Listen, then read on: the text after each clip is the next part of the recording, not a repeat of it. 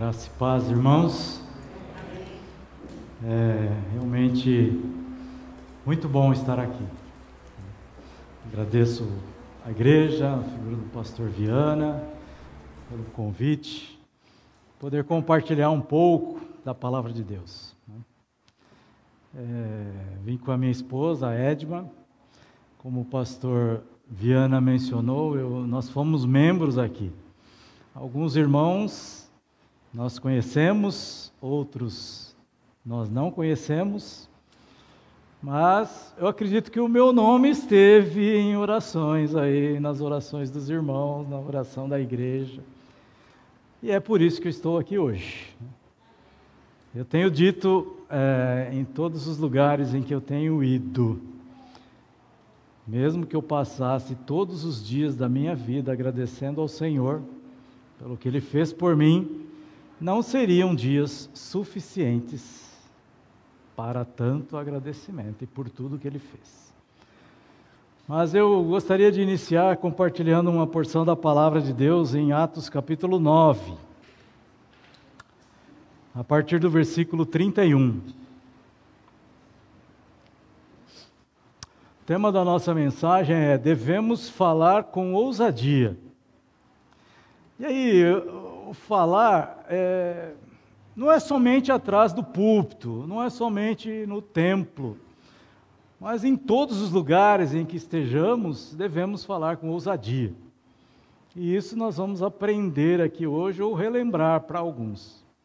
Atos 9, versículo 31 diz assim: assim, pois, as igrejas em toda a Judéia e Galiléia e Samaria tinham paz e eram edificadas, e se multiplicavam, andando no temor do Senhor e consolação do Espírito Santo. E aconteceu que, passando Pedro por toda a parte, veio também aos santos que habitavam em Lida, e achou ali um certo homem chamado Enéas, jazendo numa cama havia 8 anos, o qual era paralítico.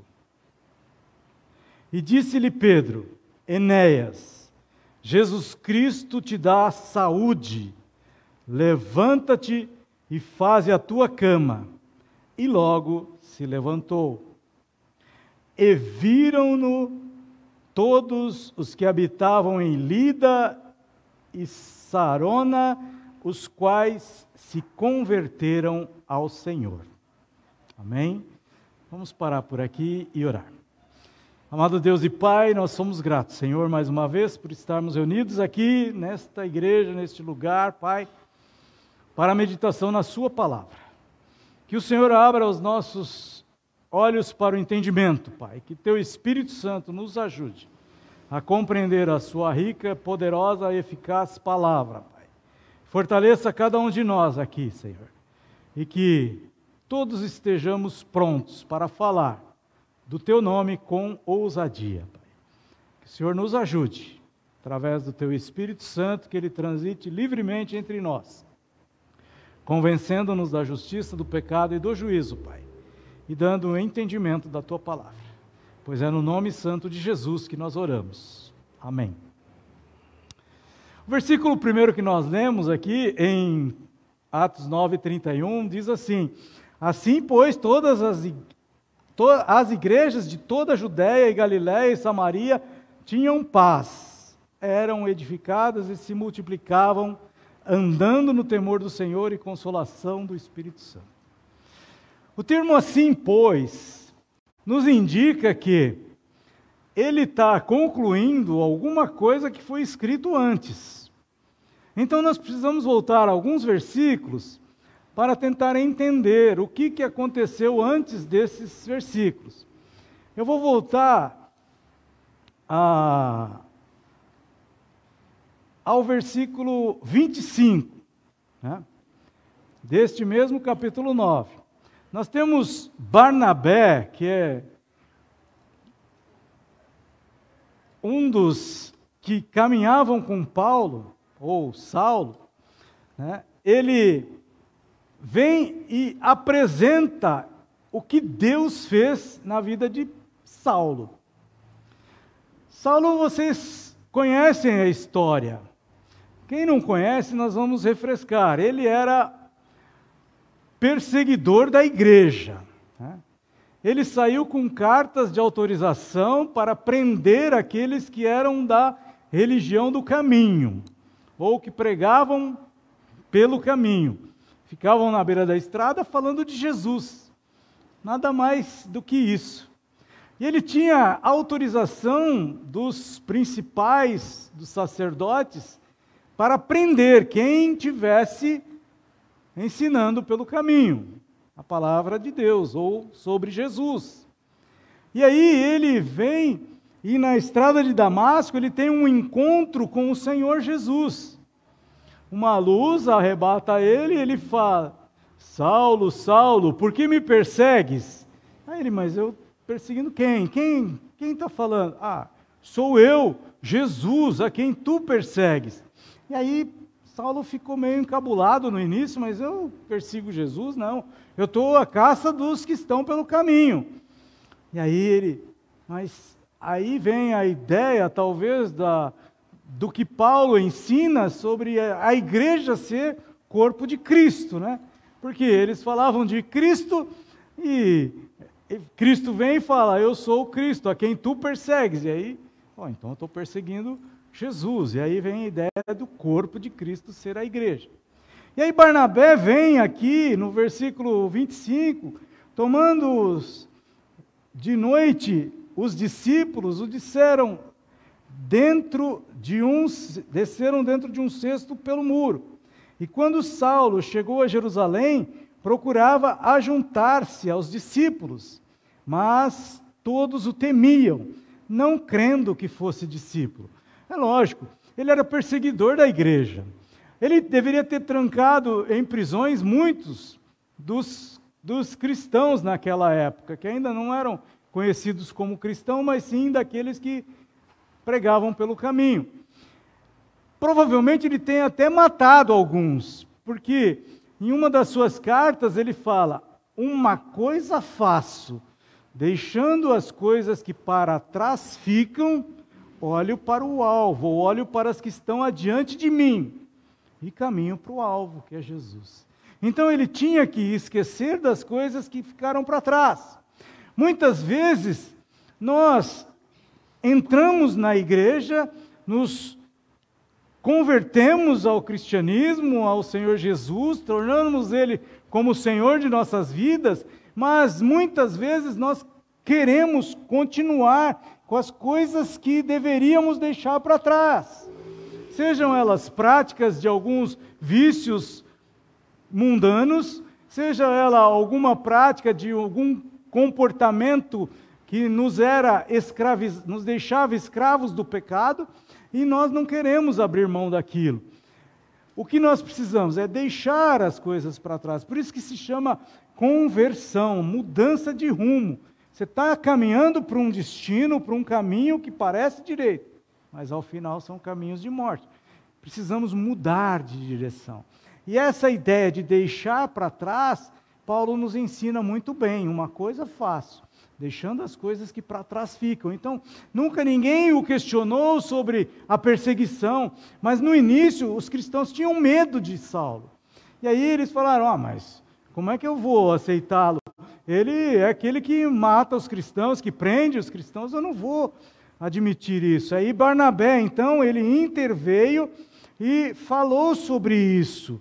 Então Barnabé, tomando-o consigo, verso 27, o trouxe aos discípulos e lhes contou como no caminho vira o Senhor e lhes falara, e como em Damasco falara ousadamente no nome de Jesus. Então, Barnabé estava ali apresentando um novo homem. Olha, aquele Saulo que vocês conheciam, que perseguia aqueles que pregavam no caminho ou que eram discípulos de Jesus, não existe mais, é um novo homem. Ele foi transformado. Então, ele falou de Jesus ousadamente. Então, ele falou convencendo as pessoas da sua transformação. Vocês precisam ver e ouvir esse homem, porque ele é um novo homem, não é mais aquele. E aí eles começaram a pensar, será que realmente é isso?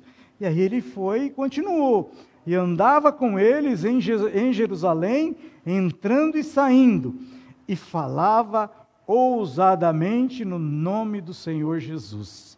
Falava também, e também disputava contra os gregos, mas eles procuravam matá-lo. Sabendo-o, porém, os irmãos o acompanharam até Cesareia e o enviaram a Tarso, para preservar a vida de Saulo. Então está apresentado o homem Saulo para esses irmãos. E aí ele, realmente então ele deve ter transformado, ter sido transformado por Jesus. Ele encontrou realmente um motivo. Ele realmente mudou o comportamento. E Barnabé, como o rei das consolações, ele poderia convencer as pessoas de que ele realmente era um novo homem. E aí, então, vem a frase: assim, pois, as igrejas em toda a Judéia e Galiléia e Samaria tinham paz. É assim que nós devemos caminhar até o dia de hoje. Porque nós devemos mirar no exemplo da igreja primitiva. Muitas vezes eu falo, e para muitas pessoas, eu sempre já usei isso em mensagens anteriores, eu sou um apaixonado pela igreja primitiva. Porque, apesar de todas as dificuldades que eles tinham, não existia o meio de transporte, toda a calamidade que nós temos em São Paulo para nos locomover. Na época da igreja primitiva era muito pior que isso. Eles andavam a pé. E não era com sapatinho fechado, não. Eram aquelas sandálias com correias. E daquele jeito, depois de caminhar um dia inteiro na poeira, pelos desertos e pelas ruas que não tinham asfalto, Jesus se predispôs a lavar os pés dos discípulos. E aí a gente precisa olhar o que Jesus fez, tentar colocar em prática na nossa vida, como é que os primeiros discípulos, aqueles que também foram chamados de apóstolos, agiram em muitas das situações que se apresentavam e colocar em prática na nossa vida. Então aqui nesse texto, todo o caminhar da igreja primitiva fazia com que as igrejas tinham paz e começavam a crescer. Lembra que se você voltar um pouquinho no livro de Atos, Pedro pregou no dia do dia de Pentecostes, em que o Espírito Santo foi derramado sobre a igreja, 3.000 almas se converteram. O Espírito Santo, na vida de Pedro, ou na vida de cada um de nós, ele transforma a cada um de nós. Você vê o exemplo de Pedro, antes do derramamento do Espírito Santo, negou Jesus 3 vezes numa mesma noite. Até que o galo cantou e ele, poxa, o mestre tinha falado isso. Sem o Espírito Santo, ele voltou às redes para pescar. Mas a partir do momento em que o Espírito Santo foi derramado sobre a igreja, em Atos 2, ele explica o fenômeno, 3.000 almas se convertem. Aí depois, a igreja passa com mais 5.000, são agregados à igreja. E aqui, Pedro, então, ele chega na casa de um homem que era paralítico, havia 8 anos, e aí ele vem e simplesmente diz: Enéas, Jesus Cristo te dá saúde. No primeiro culto do ano, lá na nossa igreja, foi numa quarta-feira, eu usei o primeiro versículo da carta de Judas. Ele escreve as tribos dispersas, e aí ele fala: saúde, todas as tribos, saúde. Por que é importante desejarmos saúde para as pessoas? Porque, meus irmãos, sem a saúde nós não somos ninguém. Nós não podemos Na virada de ano, principalmente nos dias do final do ano, a gente começa a refletir no ano que passou e traçar metas e objetivos para o ano que vai se iniciar. E aí você começa a escrever num caderninho lá, numa folha, ou só em pensamento, o que eu vou fazer, né? E muitas das metas, elas nem chegam a sequer ser cogitadas para ser concluídas ao longo do ano. Mas a gente às vezes faz. Eu lembro que em 2019, quando surgiu o evento Covid lá na China, 2020 ele chegou no Brasil, no começo do ano. Todos os projetos que as igrejas tinham feito, todos eles tiveram que ser modificados. Por quê? Nós fechamos as nossas igrejas, os templos. Né? Fechamos. Por quê? Porque houve uma lei e mundialmente ficou conhecido com a pandemia da Covid e não podia se reunir em igreja. A gente teve que redescobrir uma forma de como fazer a escola bíblica dominical funcionar, como fazer os nossos cultos funcionarem.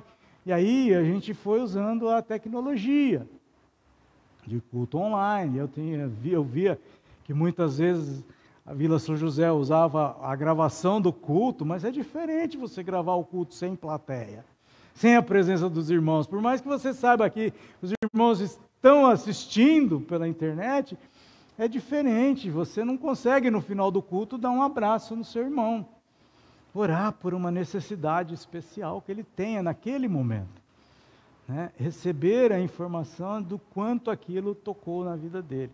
Então, se não tivéssemos saúde, tudo vai por terra. Este homem estava paralítico havia 8 anos e Pedro chega para ele e simplesmente fala: Jesus Cristo te dá saúde. Não foi Pedro, ele não pediu para ninguém preparar um copo de água para ele orar no copo e dar para o Enéas beber. Não foi água benta que ele bebeu, nem nada. Não foi, pediu alguma erva que ele pudesse passar no corpo para que ele pudesse melhorar daquela situação. Ele simplesmente falou: Jesus Cristo te dá saúde. Não foi o poder de Pedro, mas sim a palavra Jesus Cristo é que deu poder àquele homem. É que fez com que ele saísse daquela situação e transformasse a sua vida. Nós não precisamos falar ou saber falar em público, saber falar de maneira diferenciada, ser um bom interlocutor. Não, nós simplesmente precisamos falar de Jesus para as pessoas. E Jesus é o milagre que cada um de nós precisa. É Jesus que vai fazer a transformação na vida das pessoas. Foi Jesus que fez isso, não foi Pedro, não foram as palavras de Pedro. Eu lembro que lá em Vila Albertina, há algum tempo, a gente teve um problema com a saúde de um determinado irmão.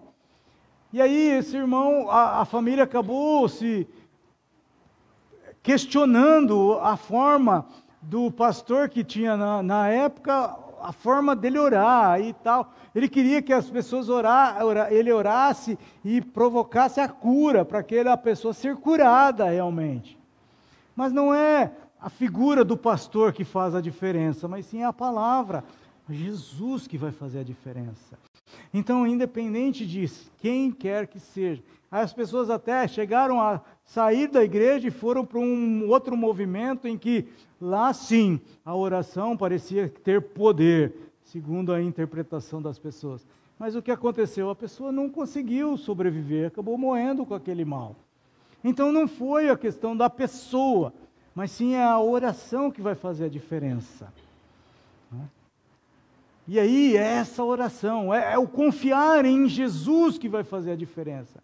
Pedro chegou convicto de que se ele falasse para aquele homem: Jesus Cristo te dá saúde, ele seria curado, ele não precisava fazer mais nada. Então ele não usou nenhum amuleto, nenhuma situação em que ele precisou ter um pé de coelho no bolso para poder orar com aquele pé de coelho, ele não precisava de nenhuma figa, de nenhum crucifixo, nada. Ele simplesmente falou: Jesus Cristo te dá saúde. O nosso papel é simplesmente falar de Jesus para as pessoas. É Jesus que salva, é Jesus quem dá saúde, é Jesus quem liberta. É Jesus que nos dá o poder de falarmos com ousadia para as pessoas. E o termo ousadia não é nenhum pejorativo. Ele é para você falar com eloquência, de maneira convincente para as pessoas. Muitas vezes a gente chega para cantar no culto, aí a gente tem aquele ineto que é bastante antigo, né? A alegria está no coração. Né? Eu sou muito ruim para música, mas quando você está cantando a alegria está no coração, você tem que demonstrar essa alegria. Você tem que irradiar a alegria. As pessoas não podem olhar para você e falar: a alegria está. Não está, então não pode ser assim. A gente tem que viver aquilo que a gente está falando. Então nós temos que, quando nós vamos cantar, vamos falar do amor de Deus, nós precisamos ser convencidos, em primeiro lugar, de que aquilo é verdade. Se eu estivesse falando com vocês aqui e não acreditasse que esse fato ocorreu, seria a falácia da minha parte. Eu estaria falando aqui, mas eu mesmo não acreditava que isso ocorreu um dia. Eu preciso primeiro me convencer de que um dia Pedro esteve diante de Enéas, jazendo numa cama, havia 8 anos, e disse: Enéas, Jesus Cristo te dá saúde. Levanta-te e faze a tua cama. E logo ele se levantou. É interessante que muitas vezes as pessoas, em muitos lugares, elas brincam com a palavra de Deus. E até mesmo assim, eu ouvi de um pastor que é primo da nossa, é meu primo, é primo da minha esposa, né? Na verdade, a gente é primo. Ele é pastor no interior de São Paulo. E certa vez ele disse que estava pregando num congresso, e aí lá nesse congresso, no final da explanação da palavra que ele fez lá, chegou uma pessoa para ele: pastor, é o seguinte, eu sou empresário, e normalmente eu agendo shows para bandas gospel tal, e fazem shows, a gente enche estádios tal. Mas esse negócio de música agora não está muito na moda, não. O bom mesmo é a pregação da palavra. Vamos fazer um roteiro, eu monto um roteiro, a gente começa lá pelo Nordeste. E aí, o senhor vem, a gente marca, faz em estádios tal, e aí o senhor vai e prega lá. Do jeito que o senhor prega, a gente vai encher, a gente vai ganhar muito dinheiro. Aí ele disse que ficou pensando: esse negócio aí parece que é interessante, né? Será que é de Deus mesmo? Vamos pensar. Aí, quanto que eu devo cobrar? Porque para você ter dinheiro, você vai ter que cobrar ingresso, né, das pessoas. Aí ele falou: será que eu posso cobrar o que Paulo cobrava? Aí ele: poxa, eu nunca escrevi um livro da Bíblia, ele falou. Nem livro ainda eu tenho escrito. Paulo escreveu 13. Tem até um 14º aí que não é de autoria incerta, que alguns atribuem a Paulo, mas 13 livros do Novo Testamento são atribuídos a Paulo. Aí ele falou: não, Paulo não posso. Mas Pedro talvez, né? Pedro era pescador, eu também gosto de pescar. De repente, em Pedro a gente se equipara ali, né? Mas eu nunca fiz um sermão, preguei num sermão e 3.000 almas se converteram. Então também não posso. Eu não posso cobrar o que Pedro eventualmente cobraria. E aí vem na mente dele aquilo que Pedro, entrando no templo, em textos anteriores aqui em Atos, ele vem e encontra uma pessoa ali no templo também, pedindo esmolas, e aí ele fala: não tenho prata nem ouro, mas o que tenho te dou. Levante e ande. E aí ele, mais um milagre feito pelas mãos de Pedro. Aí ele falou: não dá para fazer. A Bíblia mesmo fala: de graça recebeis, de graça deis. Então, eu não posso cobrar nada com relação a isso. E muita gente tem ido por esse caminho e tem buscado crescimento através da exploração da palavra de Deus. E na verdade não podemos fazer isso. é simplesmente pregar a palavra com ousadia. Em cima daquele texto, não podemos mudar a história do texto. Não podemos querer modificar a palavra de Deus em relação àquilo que está sendo ensinado aqui. Então, nós precisamos, cada vez mais, manter o foco na palavra e pregar realmente com ousadia. É o que Pedro fez, é o que nós devemos fazer. Na sequência desse texto, ainda ele continua e mostra outros milagres feitos por Pedro, através da pregação com ousadia. Fala assim, e havia, verso 36, em Jope uma discípula chamada Tabita, que traduzido se diz Dorcas. Esta estava cheia de boas obras e esmolas que fazia. E aconteceu naqueles dias que, enfermando ela, morreu.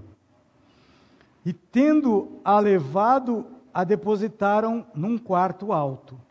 E como Lida era perto de Jope, ouvindo os discípulos que Pedro estava ali, lhe mandaram 2 homens, rogando-lhe que não demorasse em vir com eles.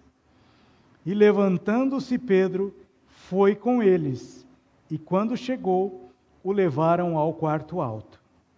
E todas as viúvas o rodearam, chorando e mostrando as túnicas e roupas que Dorcas fizera quando estava com elas. Mas Pedro, fazendo sair a todos, pôs-se de joelhos e orou. E voltando-se para o corpo, disse: Tabita, levante-se. E ela abriu os olhos e, vendo a Pedro, assentou-se. E ele, dando-lhe a mão, a levantou, e chamando os santos e as viúvas, apresentou-lhe-a viva. E foi isto notório por toda a Jope, e muitos creram no Senhor. Então, nós precisamos falar com ousadia, para que muitos venham a crer no Senhor. Como eu disse, muitos já me conheciam de outro tempo, quando eu fui membro aqui. Eu peguei uma fase de transição da igreja, com a saída do pastor Edelbrando e a consagração do pastor Viana. Foi nessa época que eu fui membro aqui. E aí,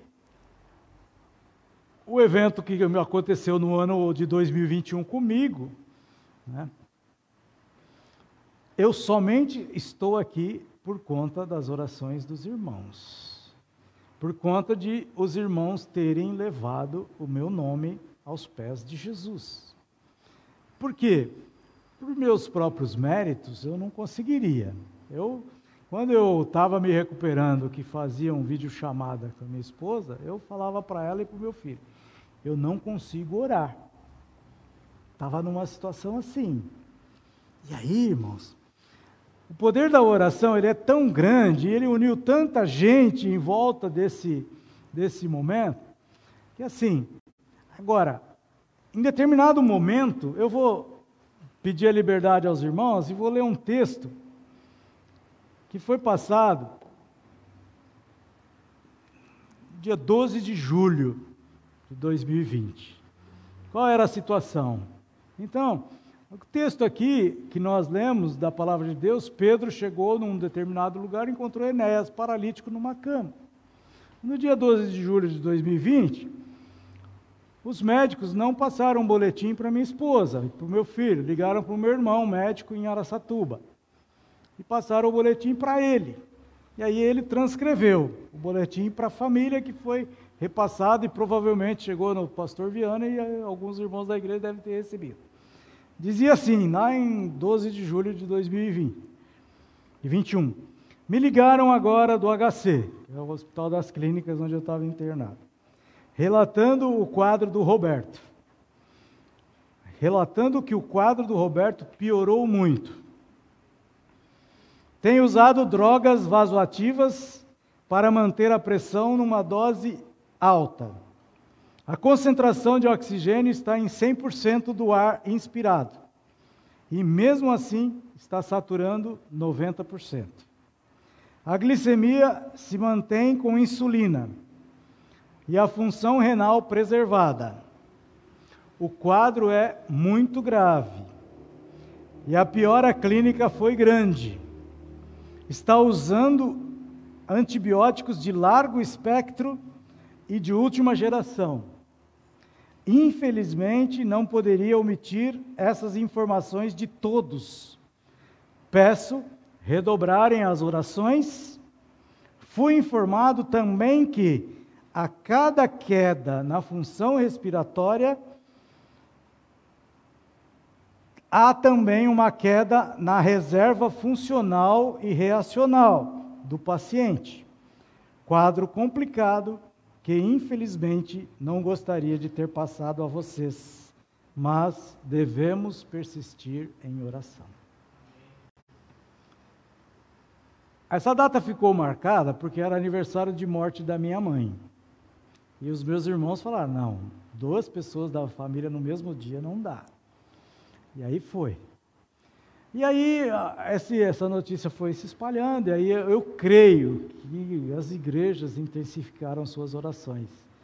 A irmã Edma relatando, ela, ao ler esse relato, ela foi para o quarto, procurou um travesseiro para colocar nos joelhos e orar, né? E falou com a convicção de que esse médico não tem o Deus que eu tenho. E eu creio que muitas das pessoas que receberam esse boletim também falaram e confiaram. Aqui vocês veem que a cada queda na função do organismo, meu organismo estava totalmente tomado e dependente 100% da respiração artificial. E a cada tempo ou não reação do organismo, a queda era, e o comprometimento de órgãos também seria fatal no futuro, né? Mas alguém apresentou esse nome para Jesus, novamente, e outra vez, e assim foi, e muitas vezes. Eu lembro que nos relatos que eu ouvi, na nossa igreja lá, a gente tem uma irmã que faz um curso de pintura em tecidos durante a semana, e aí vai bastante gente lá. E na minha família tem muitos católicos também, né? E a minha cunhada colocou lá, em vários terços que eles têm lá, né? Pedidos de oração e tal. E teve um dia que teve uma reunião com outras igrejas católicas lá, e foi um pessoal de uma igreja católica do meu bairro lá. E aí a minha cunhada falando para as irmãzinhas lá, tal, que o cunhado dela estava ruim, com Covid e tal. Aí uma lá falou assim, eu sei, ele é pastor lá na igreja que a gente faz curso de pintura em tecido, a gente já está orando por ele, fica tranquila, Jesus vai salvar ele, vai curar ele. E assim foi. Em outros lugares a mesma coisa, e assim foi. E eu creio que eu estou aqui simplesmente porque o meu nome foi apresentado para Jesus. A salvação do Espírito já foi garantida lá atrás. A vida eterna foi garantida lá atrás. Mas a preservação do corpo foi pelas orações dos irmãos e de todas as pessoas que... Isso. Tem um sobrinho também, ele fez promessa de virar corintiano. São Paulino doente, falou, eu viro corintiano e vou assistir um jogo lá em Itaquera, com o meu tio. Ainda não foi pagar essa promessa, mas para Aparecida ele já foi umas 4 vezes para pagar a promessa. Mas ele diz que ele torce para os dois agora, ele é meio São Paulino e meio corintiano. Mas eu acho que é só da boca para fora, a gente não muda de time, né? A menos que o pastor Viana, que ele muda sempre. Se pagou o lanche para ele, ele está na porta do estádio para assistir qualquer jogo, né? Então assim, irmãos, eu creio estar aqui hoje pela misericórdia de Deus em primeiro lugar, mas porque alguém falou com ousadia. No evento que a irmã, que eu citei da minha esposa, ela foi para o quarto, procurou um travesseiro, por quê? Porque ela tem prótese no joelho, para ajoelhar fica difícil. E ela tentava puxar, ela falou, não senhor, eu sei que o senhor quer com o joelho no chão. E aí ela dobrou-se de joelhos no chão, e ali ela orou. Naquele dia o meu filho também, ele estava forte, incentivando ela, mas ela viu ele, como se estivesse caindo, né? De cansaço, da notícia que não vinha. Porque era uma gangorra muito grande, né, irmãos? Um dia estava bem, melhorou. Outro dia estava mal, piorou. Um dia estava bem, melhorou. E assim, na família, eu tinha um primo da minha esposa que estava com o mesmo quadro que eu, bem mais grave. Ele teve que usar o ECMO, que é o pulmão artificial. Ele estava lá em Porto Velho. Na verdade, em Ji-Paraná, depois foi transferido para Porto Velho. 41 anos. Acho que 12 ou 13 anos mais novo que eu, ou mais. Ele, muito forte, mas morreu. Nós não sabemos por quê. Não cabe a nós sabermos. Porque Deus escolheu preservar a minha saúde e a dele decidiu levá-lo para a eternidade, que também era crente no Senhor Jesus. Mas eu sei que esse momento hoje ele é ímpar para nós. Nós devemos aproveitar cada um dos momentos. Se você está aqui hoje, seja o problema que você tenha, a dificuldade que você tenha para servir ao Senhor, deixe isso de lado. Confie que Jesus Cristo pode te transformar. Ele pode fazer de você um novo homem, uma nova mulher, uma nova pessoa, uma pessoa transformada por Ele. Mas você precisa crer em primeiro lugar. Você precisa ter a convicção de que essa palavra é poderosa. Enéas estava muito longe. Eu li um quadro de como eu estava. Eu saí do hospital. Em 7 de outubro de 2021, depois de 116 dias de internação, eu saí. Eu cheguei em casa me arrastando com um andador, para sair do carro, com a ajuda das pessoas, eu andava com um andador. Mas dentro de casa, eu já logo procurei abandonar o andador. Por quê? Aquilo vicia, né? Você se acostuma com aquilo. Muitas coisas da nossa vida vicia. Para você faltar na escola uma semana, basta você faltar um dia. Mas dá uma vontade de ficar. Quando eu estava fazendo faculdade, tinha uma barraquinha de pastel na frente da faculdade. Se você comesse na segunda-feira, pode ter certeza, na segunda, terça, quarta, quinta e sexta. Não tinha como não comer. Aí eu adiava a primeira vez que eu ia na barraquinha do pastel. Eu deixava para comer ele na quinta, porque aí pelo menos era quinta, e se sexta-feira eu enforcasse, eu só comia um dia. Né?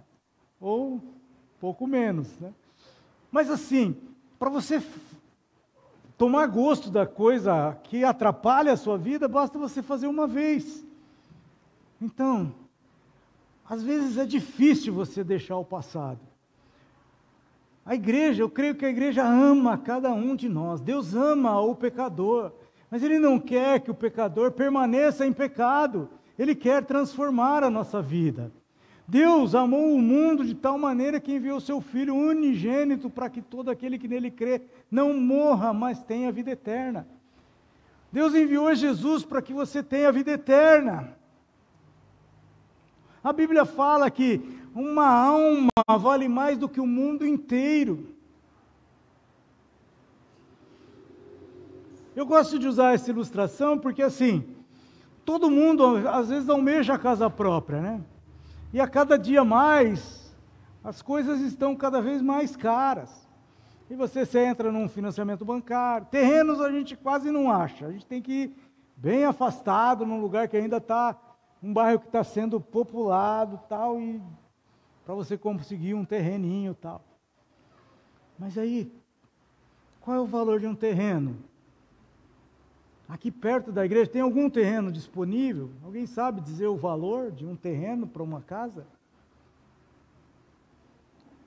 Lá na frente da minha casa tem um terreno vazio. Dizem que vale 300 mil reais. Eu não acredito.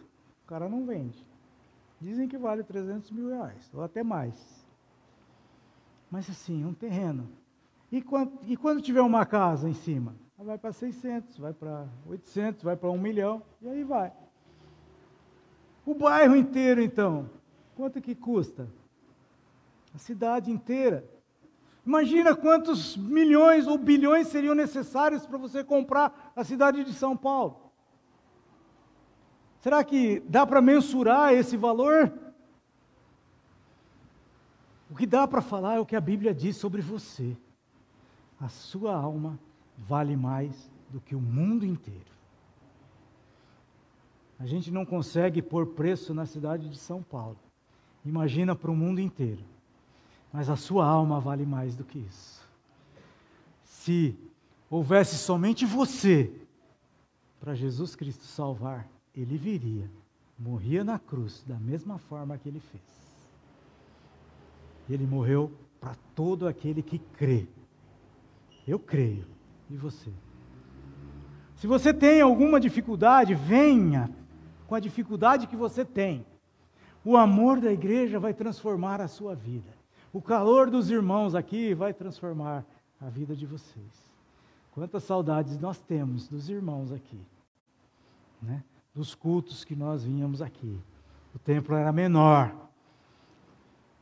Os bancos iam. E era um corre-corre dos diáconos, dos irmãos, buscando cadeira, colocando no meio do corredor. E aí vai. Você que, de repente, não viveu esse tempo. Né? Mas é tão gostoso a convivência com os irmãos. Nos dá saudades. Mas Deus nos quis levar para o outro lado. E eu continuo querendo que os irmãos orem por nós. Estou recuperado. Quando eu saí, durante a minha internação, nesses 116 dias, eu tive 5 eventos de AVC. Quando eu acordei de um sonho. Porque eu não senti. Eu fui entubado 3 vezes, estubado as 3 vezes, fez traqueostomia. Eu só lembro de ter, no dia da minha internação, ido numa cadeira de rodas para um canto, minha esposa ficou na recepção fazendo a ficha, só banhei a mão assim, e ela só recebeu a roupinha, a aliança e o celular. Dali nós não nos vimos mais.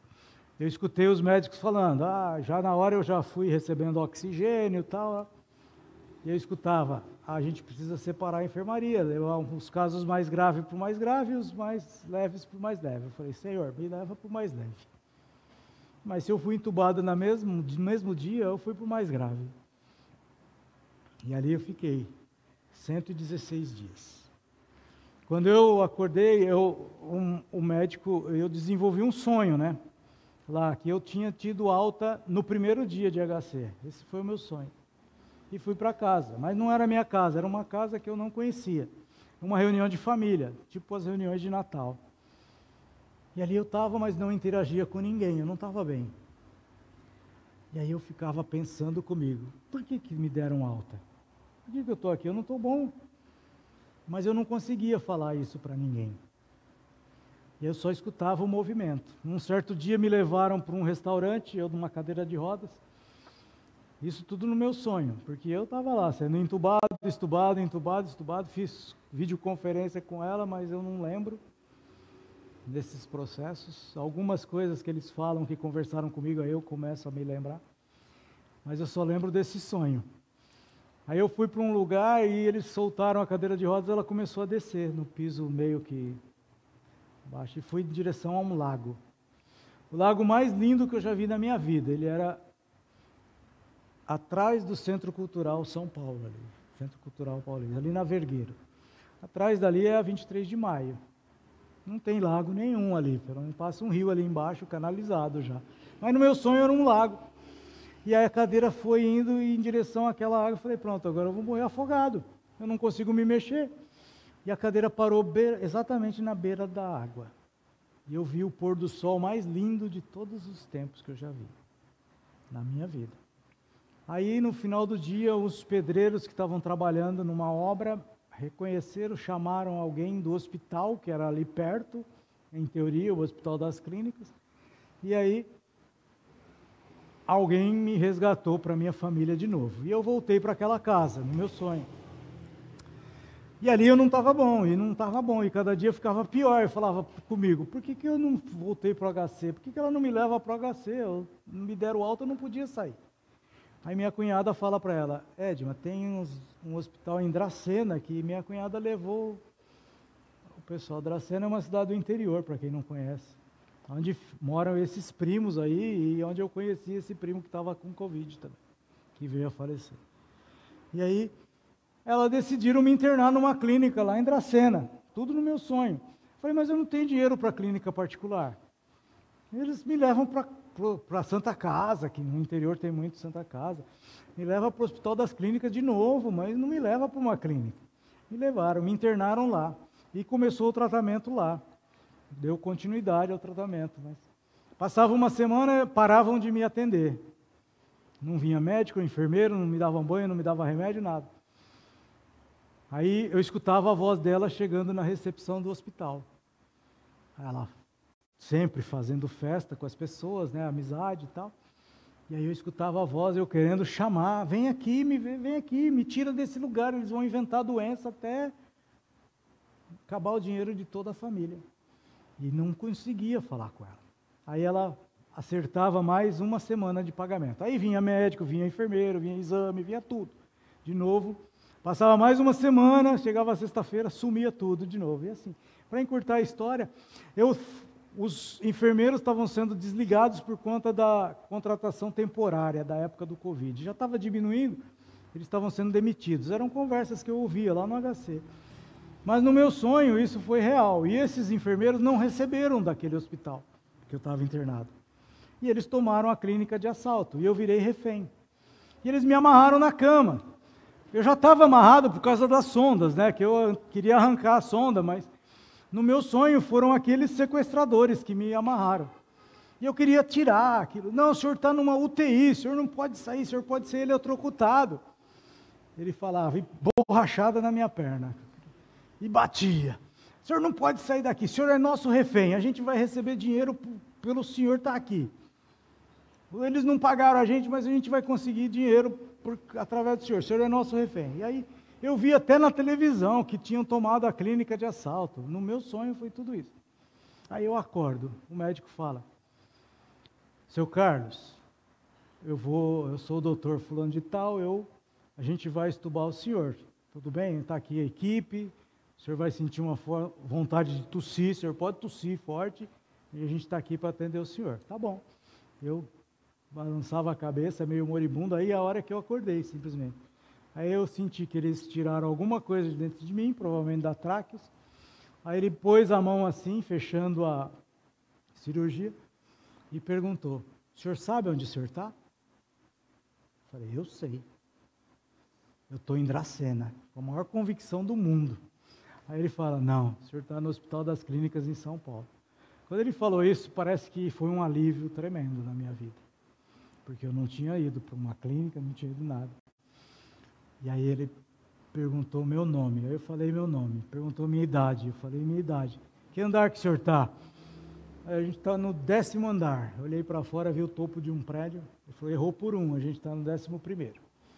A primeira pergunta que eles pensaram que tinha dado ruim comigo, aí foi melhorando com as outras respostas.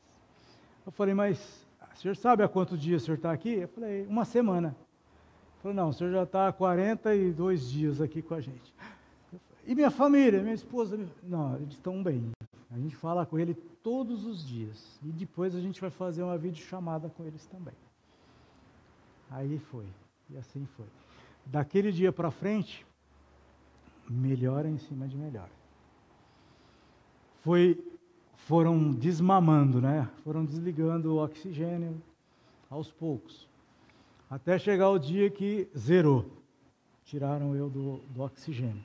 Eu estava respirando normalmente. As enfermeiras ou a fisioterapeuta falou, talvez a gente vai precisar colocar na hora da fisioterapia. Mas Jesus já tinha me curado de tudo. Nunca mais eu precisei do oxigênio. Muita gente testemunha e relata sequelas da Covid, sequelas respiratórias. Graças a Deus eu não tenho nenhuma. Mas o ano que passou, quando eu cheguei em casa me arrastando, foi um ano difícil de recuperação, porque muita gente via na televisão, vocês saiu do hospital com a plaquinha, eu venci a Covid. É falácia, irmãos. O cara não sai do hospital vencendo a Covid, venceu a primeira etapa, ele tem que começar tudo de novo, tem que aprender a andar, muitos casos aprender a falar, muitos casos ganhar movimentos. Eu saí paralisado com esse braço aqui, ele não mexia, até aqui só, daqui para cima eu tinha que me levantar. Aí, fisioterapia resolve, os médicos falam, não temos experiência no assunto, porque a Covid traz sequelas que a gente não conhece. Ainda o senhor teve AVC, meu braço mexe normalmente agora. Eu tenho um formigamento nos pés ainda, dificuldade para andar em muitos lugares, às vezes eu me desequilibro, mas isso não é nada dentro do quadro que eu vivi, dentro de pessoas que nós conhecemos, que nós perdemos. Jesus quer que eu fale para vocês ousadamente. Então, cada um de nós precisamos falar com ousadia da palavra de Deus. Se você tem dificuldades na sua vida, as dificuldades vão continuar, mas é muito bom ter um amigo por perto. É muito melhor ter um amigo por perto, te fortalecendo, te incentivando, alguém te ensinando os primeiros passos no Evangelho, a palavra de Deus passo a passo, aprendendo um pouquinho a cada dia, crescendo, demonstrando um crescimento espiritual. Quando eu fui membro aqui, os irmãos acho que nem me conheciam muito, conheciam mais a Edma, ela que conversava por mim, por ela e pelo meu filho. Tanto é que eu chegava aqui, eu falava, eu sou o marido da Edma. Aí, eu lembro. Pastor, eu não lembro não, mas... Então, irmãos, é muito bom ter amigos por perto. Devemos falar com ousadia. Você tem dificuldades, Deus te ama do jeito que você está, mas Ele não quer que você permaneça como você está. Ele quer te transformar. Ele quer você uma vida nova, um homem novo, uma mulher nova, uma mulher transformada, que pode testemunhar do que Jesus fez por você. Ele me libertou, Ele me tirou de um lamaçal de pecados.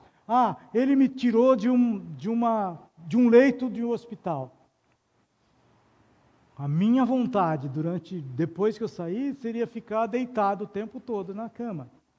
Mas eu falei, não posso. Como eu falei que aquilo vicia, se eu ficasse preso ao andador, eu ia gostar de andar com aquilo.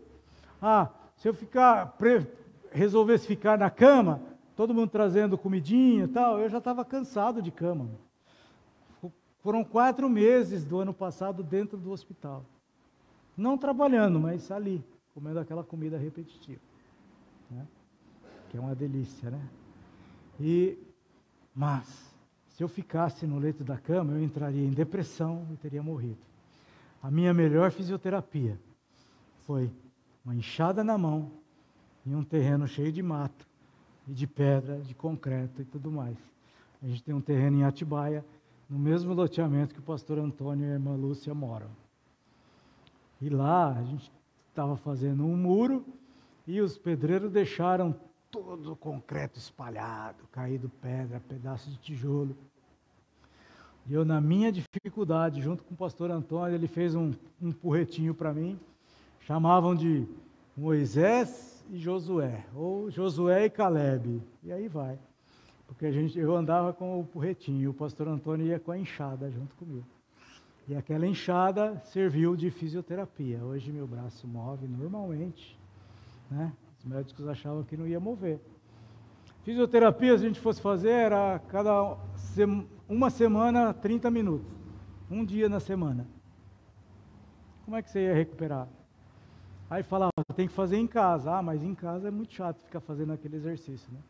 Melhor no ar livre, com a enxada na mão.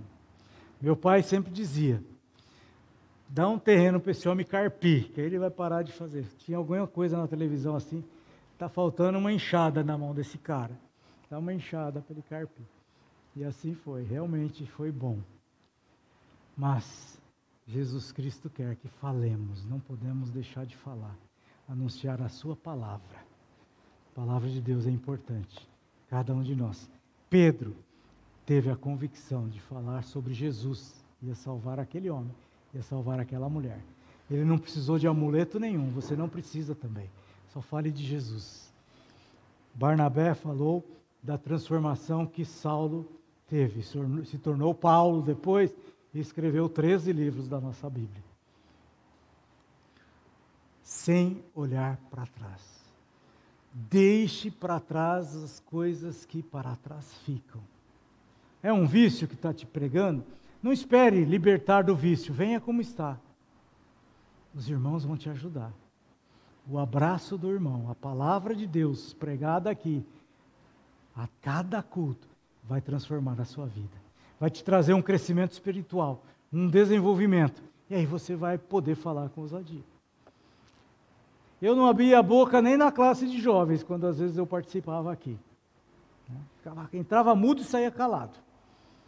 E às vezes eu me escondia para ninguém fazer pergunta para mim. Mas eu estou aqui hoje. Deus me quis assim. Ele transformou. Eu vim do jeito que eu era. Mas Ele me transformou. Ele pode transformar você.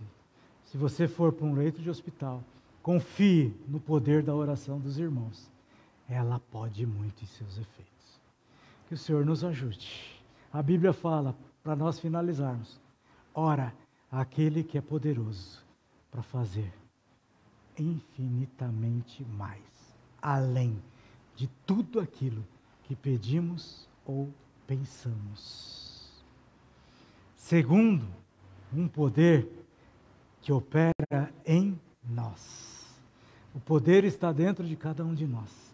Nós não estamos sós. Jesus Cristo falou, eis que eu estou convosco todos os dias até a consumação dos séculos. O Espírito Santo do Senhor foi derramado sobre a igreja e Ele nos acompanha todos os dias até a consumação dos séculos. Se está ruim para você sozinho, saiba que aqui você tem o Espírito Santo do Senhor para te acompanhar.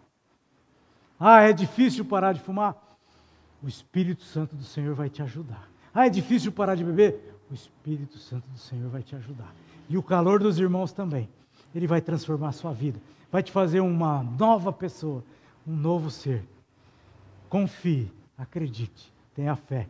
E fale com ousadia, meus irmãos, a quem você conhece, ao seu vizinho, ao seu amigo, ao seu parente, ao seu professor, ao seu aluno, a cada uma das pessoas que te cercam.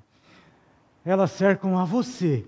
Você é responsável. Não espere que o pastor Viana vá falar com eles, que o pastor Neil vá falar com eles.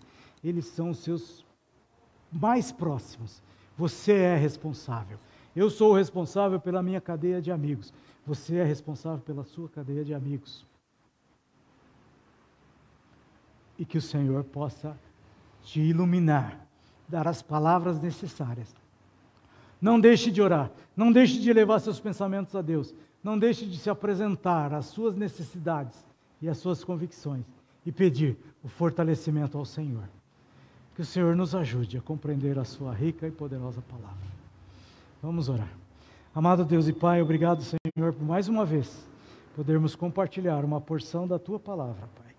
Obrigado pela existência desta igreja, Pai, destes irmãos, das pessoas que oram por mim e que oraram por mim, Pai. Que o Teu Espírito Santo fortaleça cada um de nós. E que eu queria orar em especial para aqueles que ainda não têm certeza de vida eterna, Pai. Não sabe das convicções do seu futuro, Pai. Que ela possa adquirir essa certeza hoje. Possa entregar sua vida para Jesus. Entregar sua vida para o autor e consumador da nossa fé, Pai. Somente Ele pode nos levar à eternidade com Cristo.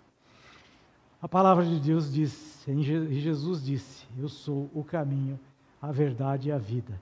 Ninguém vem ao Pai a não ser por mim. Venha para Deus, venha para o Pai, através de Jesus. Tenha a convicção disso, que o Senhor nos ajude. E oramos, Senhor, no nome de Jesus. Obrigado, irmãos.